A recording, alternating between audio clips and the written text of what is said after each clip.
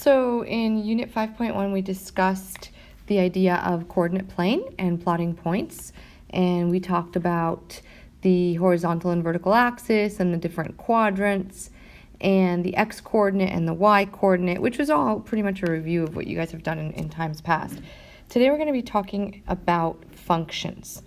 And if you were to think about how outputs and inputs are related to one another, you might be confused and not necessarily know what exactly to start thinking about. So I'm going to give you an example. If I, for example, am thinking of how when something goes in to a machine, let's say, and it spits out a different product. So for example, let's make believe this is a gumball machine. And when you put a quarter in, a gumball comes out. And maybe it costs different. When you put 30 cents in, let's say, you get 2 gumballs come out.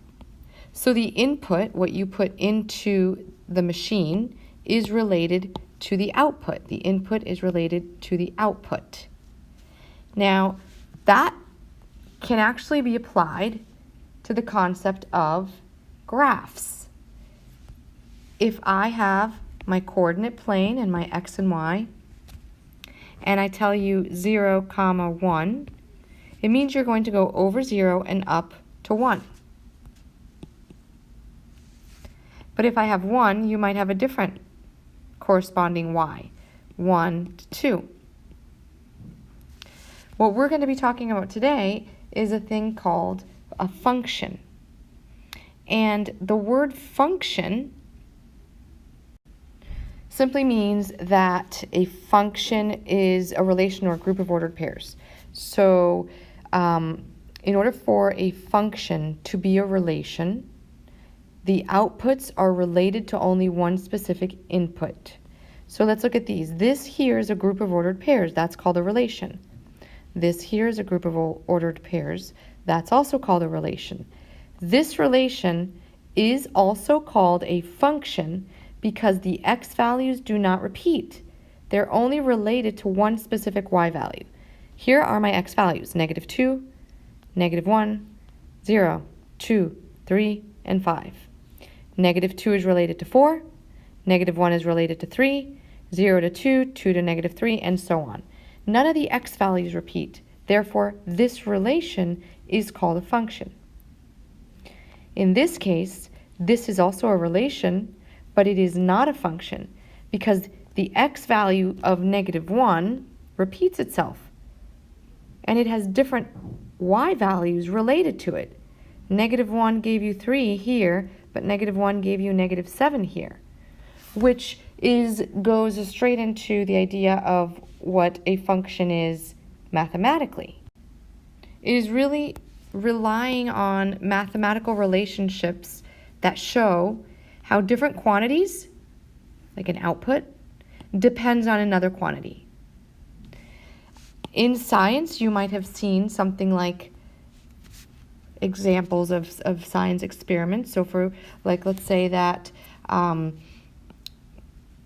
after 1 week, a tree has grown to 5 inches. At 2 weeks, so this is weeks, and this is the height. At 2 weeks, it might have grown to 10 inches. 3 weeks, 20 inches. And when we graph that, we're going to get a line.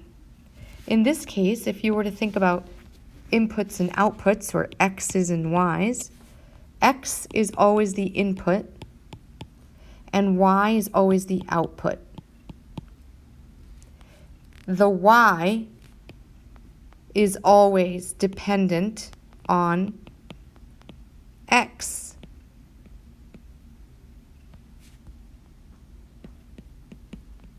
That means that the y is the dependent variable and x is the independent variable. Quick example, the reason to why the variables or the numbers or the quantities that are on the x-axis are independent is because weeks occur regardless of what's going on in the world. But the height of the tree, if I wanted to know how high a tree is, how tall a tree is, based on this graph, it's really going to depend on where I'm looking at for the weeks. The height depends on where you're going. So 20 is right here. That height depends on where that location is on the x. So that's the reason why y is dependent on x. So if I was to translate these points onto a graph, I would say 1 week gave me 5, 2 weeks gave me 10, 3 weeks gave me 15. The output, the height, depends on where I am on my timeline. Taking that a little bit further, I want you to think about the idea of a function machine. A function rule is the mathematics that's being done to the input, and it changes it into the output. What comes out depends on what is put in.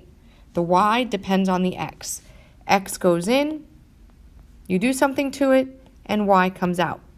Let's say, for example, that the rule or the mathematics operation inside of the machine, and we're saying machine simply because it's just a good kind of visualizing what's going on. If I say I'm going to take your x and I'm going to add 3 to it, and you go ahead and put 8 in here, that 8, you're going to add 3 to it, and it's going to come out as 11. Your x was 8, you did something, you added 3, and it came out as 11. If I decided to put a different value in, if I decided to put 12 in, when you go in, based on that rule, x plus 3, your y is going to be whatever x is plus 3.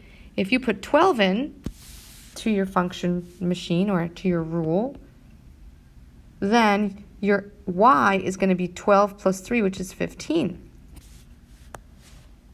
The output depends on what you put in. If I say, what am I going to get here? You're going to say, well, it depends on what you put in. If you're adding 3, because that's the rule, x plus 3, then your output is going to depend on what you put in.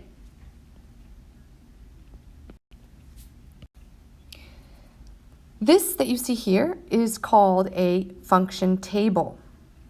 That table right here. A function is an equation. So whenever you see the word function, I want you to immediately think of the word equation. And the equation is a math sentence. It's telling you to do something to x, or whatever the variable is. If I say to you that the function rule is y is equal to x plus 2, it means that to get y, you're going to add 2 to x. So if I made this nice and organized, the function rule was x plus 2. My output is going to depend on what I put in. If I put 0 in, you're going to get 2 because 0 plus 2 is 2. If I put 1 in, you're going to get 3 because 1 plus 2 is 3, and so on. If I decided to put negative 3 in, you're going to get negative 3 plus 2, which is actually equal to negative 1. So that means that your coordinate pair is going to be negative 3, comma, negative 1.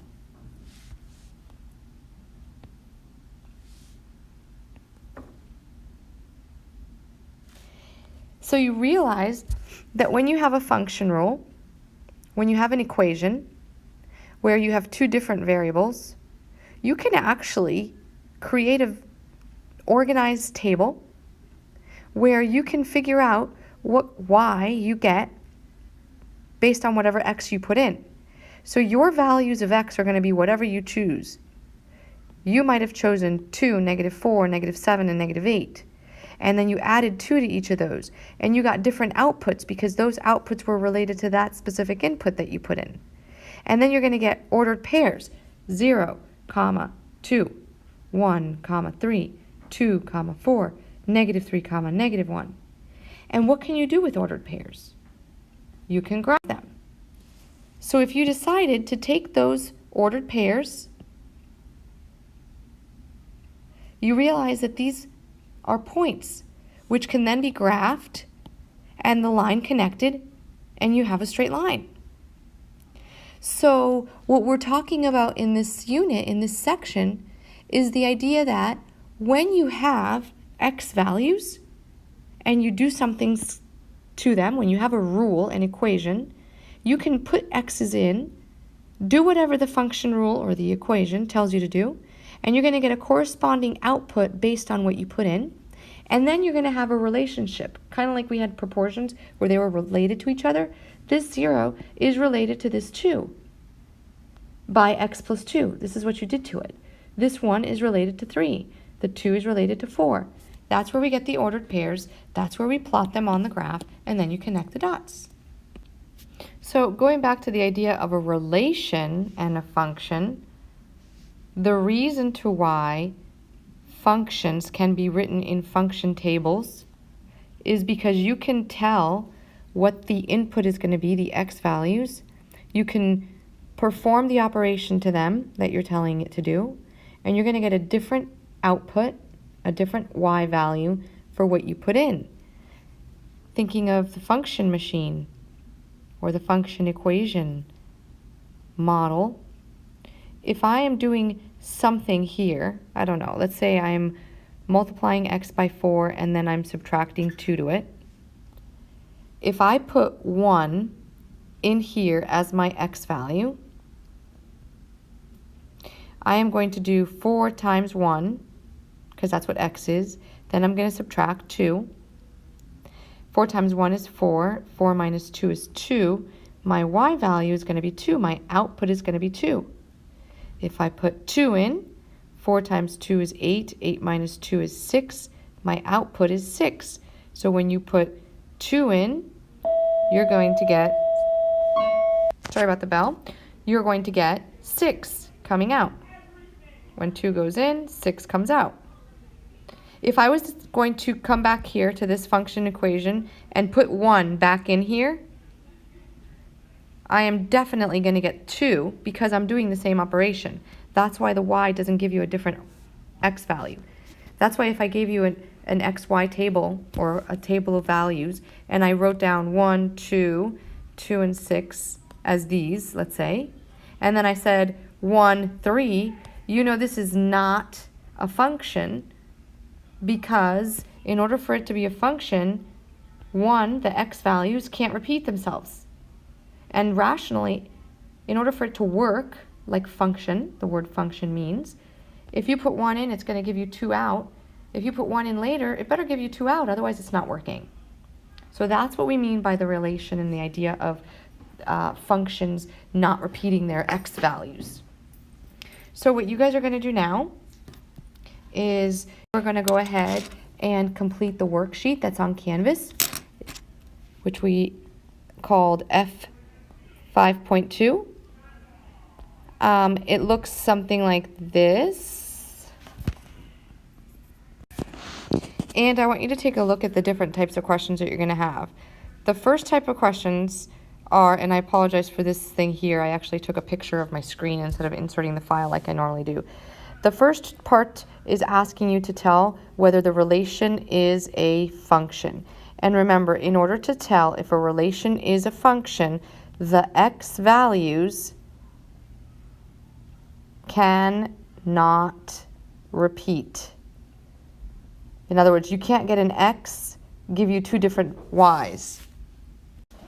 So if we look, for example, at number 1, you're going to see that 3 is the x value here and 3 is an x value here.